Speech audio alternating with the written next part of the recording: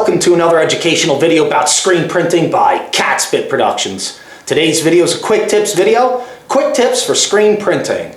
Please remember that I sell screen printing equipment and supplies at catspitscreenprintsupply.com.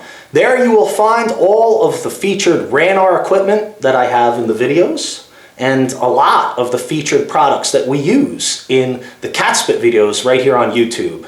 And remember, we offer free shipping on all RANR equipment all year round. Okay, so today I just wanted to try to answer a question really quick that I get asked a lot, like a real whole lot I get asked this question. And the question is, how do I set my belt dryer?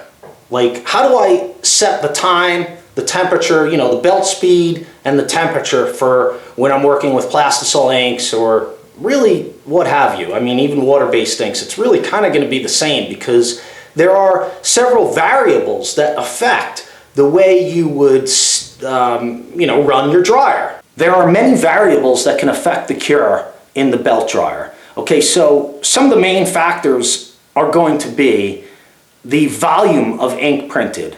The more ink you print, the longer it's going to take to cure. So it's very difficult to answer the question, you know, what belt speed should I use or what temperature should I use? It's all going to be relative to your particular belt dryer, first of all, and secondly, the print job that you're working on, okay? So, secondly, maybe the color of the shirt. Some, they can reflect or absorb colors, white shirts versus black shirts. The ink that you use also is a factor. Some inks actually cure a lot faster than others, and it's not that they're fast cures or anything like this, but it just so happens that once in a while, you know, a particular ink just cures a lot faster than the others, okay? And again, you know, the scenario of printing black on white, black ink on a white shirt, or white ink on a black shirt, those are two very different scenarios, and obviously the white ink on the black shirt is going to take much more curing time than black ink on a white shirt, all right? Because most importantly, we have a much lower volume of ink, and also it's a really different ink. We're talking about two different inks. So because there are variables in what happens in the oven and what happens in the shop, I can't specifically answer the question of how should I set up my belt dryer. So let's take a quick look at it and say what you can do. Basically what I can say is start off with the manufacturer's recommendations. Okay, that's what you're going to start with, and then based on the print job, it's very likely that you will manipulate the belt speed more so than the temperature. Okay, so if we turn this on, maybe I can see. Okay, so I have mine set at 766 degrees Fahrenheit, and the last job that I ran, I was running at 20 knots.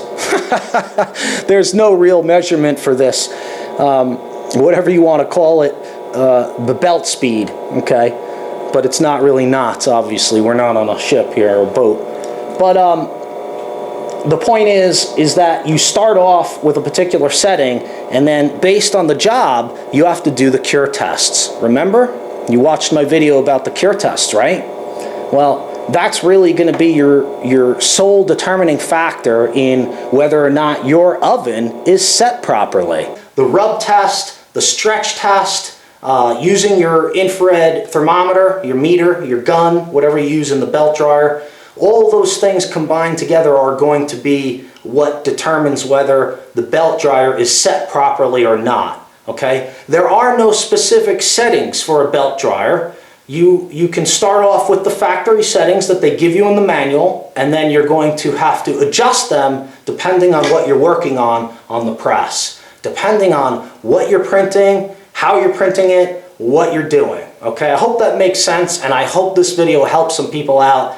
All right, if you have any questions, leave them in the comments below. If you like what you see, please rate, thumbs up. Don't forget to visit catspitscreenprintsupply.com if you need screen printing equipment or supplies, and subscribe. We'll see you next time. Thanks for watching.